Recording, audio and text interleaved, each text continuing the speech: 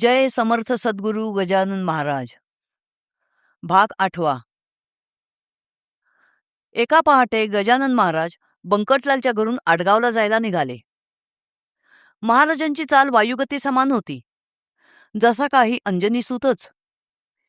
वैशाख महिन्याच्या त्या प्रखर उन्हात दुपारच्या सुमारास गजानन महाराज अकोली या गावापाशी आले. त्यांना खूप तहान लागली होती. अंगावाटे घामाच्या धारा वाहत होत्या. ओठ तहानेने सुकले होते. त्यांनी चौफेर शोध घेतला, पण आजूबाजूला पाण्याचा एक थेंबही दिसेना.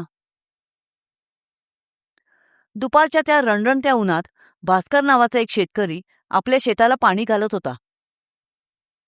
शेतकरी हा जगाचा अन्नदाता असतो, तरीही बिचाऱ्या शेतकऱ्यांना पाण्याअभावी दारुण यातना सोसाव्या लागतात. ऊन तहान सोसून आणि कष्ट करूनही पाण्याच्या दुर्भिक्षामुळे पिके नीट होतीलच याची खात्री नसते, आणि मग कष्ट करूनही पदरी दारिद्र्य येते. अकोली गावात पाण्याचे अत्यंत दुर्भिक्ष होते. एक वेळ घृत मिळेल, पण पाणी मिळणार नाही. शेतकरी भास्कर रोज गावातून शेतात येताना पिण्यासाठी खापरीच्या घागरीतून पाणी आणत असे. आज सुद्धा त्याने पाठीला बांधून भाकरी आणि डोक्यावरून पाण्याची घागर आणली होती. गजानन महाराज भास्करजवळ आले आणि त्याला म्हणाले की मला खूप तहान लागली आहे, थोडे पाणी दे. पण भास्करने पाणी देण्यास नकार दिला. तेव्हा महाराज त्याला म्हणाले, तहान दिल्याला पाणी पाजणे हे पुण्याचे काम आहे.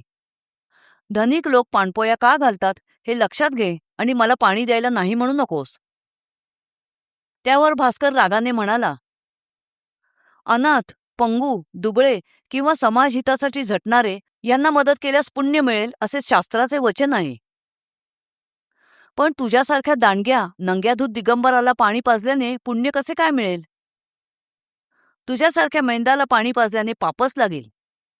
भूतदयेच्या नावावर कोणी सर्प पोसत नाही किंवा चोराला दान देत नाही. घरोघर भीक मागून तू आपले शरीर पुष्ट केले आहेस. तुझ्यासारखे निरुपयोगी जागोजागी जन्मले हे आमचे दुर्भाग्य. मी माझ्यासाठी मोठ्या कष्टाने पाण्याची घागर डोक्यावरून वाहून आणली आहे. तू आयत्या पिठावर रेघवट्या ओढायला बघू नकोस. तुला पाणी अजिबात मिळणार नाही, तेव्हा इथून निघून जा. भास्करचे हे बोलणे गजानन स्वामींनी मनावर घेतले नाही. काहीही न बोलता त्यांनी नुसते स्मित केले आणि थोड्या दूर अंतरावर असलेल्या एका विहिरीकडे जाऊ लागले. तेव्हा भास्कर ओरडून म्हणाला, अरे वेड्या, उगीच तिकडे कशाला जातोस? ती विहीर कोरडी ठणठणीत आहे. या संपूर्ण एक कोसात कोठेही पाण्याचा एक थेंबही नाही. त्यावर गजानन स्वामी उत्तरले, विहिरीत पाणी नाही हे तुझे बोलणे खरे आहे, तरीही मी प्रयत्न करून बघतो. तुझ्यासारखे बुद्धिमान कष्टकरी पाण्या वाचून हैराण होत आहेत हे बघूनही मी स्वस्थ बसलो तर मी समाजासाठी काय केले ते सांग बरे. माझा हेतू शुद्ध आहे आणि हेतू शुद्ध असल्यावर देवही मदत करतो. असे म्हणून गजानन स्वामी त्या कोरड्या ठणठणीत विहिरीपाशी आले. विहिरीत पाण्याचा एक थेंबही नव्हता. गजानन स्वामी हताश होऊन एका वृक्षाखालच्या दगडावर बसले. डोळे मिटून व चित्त एकवटून त्यांनी देवाचे ध्यान सुरू केले. हे वामना वासुदेवा, हे प्रद्युम्ना व राघवा, हे विठ्ठला नरहरी, हे सच्चिदानंदा दयाघना. देवा, ही अकोली पाण्याशिवाय त्रस्त झाली आहे. विहिरींमध्ये किंवा आजूबाजूला कोठेही पाण्याचा एक थेंबही नाही. सगळे मानवी प्रयत्न संपले म्हणून मी तुला प्रार्थना करीत आहे. हे जगन्माऊले, कृपा करून या विहिरीला पाणी दे. हे पांडुरंगा, तुझी करणी अघटित आहे. तू अशक्यही शक्य करू शकतोस. तू जळत्या ओव्यातही मांजरे सुरक्षित ठेवली होतीस. भक्त प्रल्हादाचे रक्षण करण्यासाठी तू स्तंभी प्रकटलास. हे मुरारी, तू बोटाच्या नखावर गिरीपर्वत पेललास. तू चोख्यासाठी ढोरे ओढलीस. तू माळ्याची पाखरे रक्षिलीस. मारवाडात संत नामदेवांना तहान लागताच त्या निर्जल प्रांती तू त्यांना जल पुरविलेस. हे ईश्वरा, आम्हावर कृपा कर आणि या विहिरीला पाणी दे. अशा प्रकारे गजानन स्वामींनी ईश्वराची आळवणी करताच एकाएकी त्या कोरड्या ठणठणीत विहिरीमधून पाण्याच्या उफाळ्यांचा झरा फुटला. थोड्याच वेळात ती विहीर पाण्याने तुडुंब भरली. जगन्नाथाचे सहाय्य झाल्यावर काय अशक्य आहे? ईश्वरी कृपेने अशक्यही शक्य होते. मग गजानन स्वामींनी त्या विहिरीचे पाणी पिऊन आपली तहान भागवली.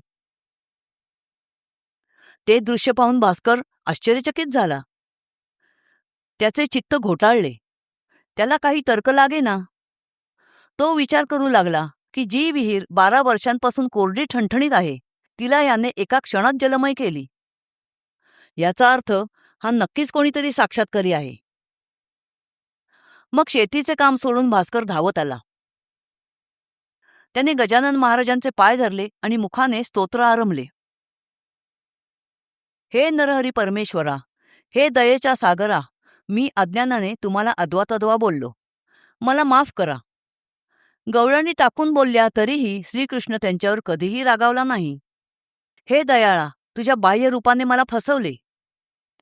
माझे अज्ञान तू चमत्कार दाखवून दूर केलेस. भगवंताचे देवपण कृतीनेच कळून येते. या विहिरीतील जलनिर्मितीमुळे तुझा अधिकार किती थोर आहे हे मला समजले. ही प्रपंच माया खोटी आहे हे आज मला कळून चुकले. तेव्हा सद्गुरुनाथा, आता काहीही झाले तरी मी तुम्हाला सोडणार नाही. हे माते, आता या लेकराला दूर लोटू नकोस.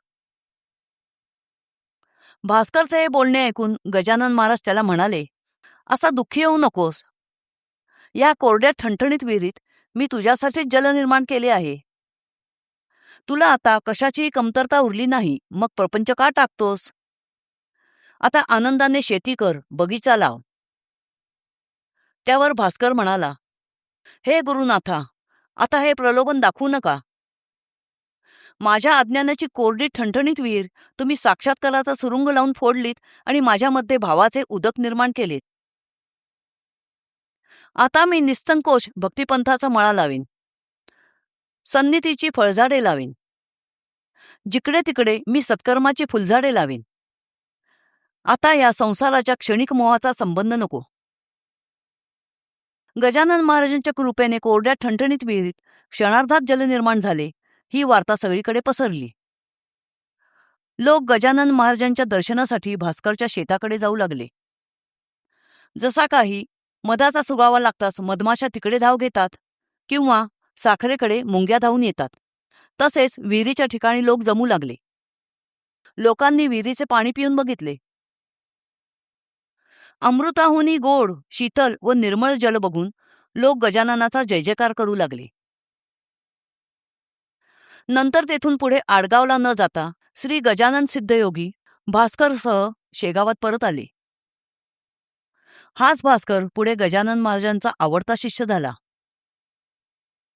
भगवंताचा अंश असलेले संत दीनदुबळ्यांच्या मदतीसाठीच जन्म घेतात.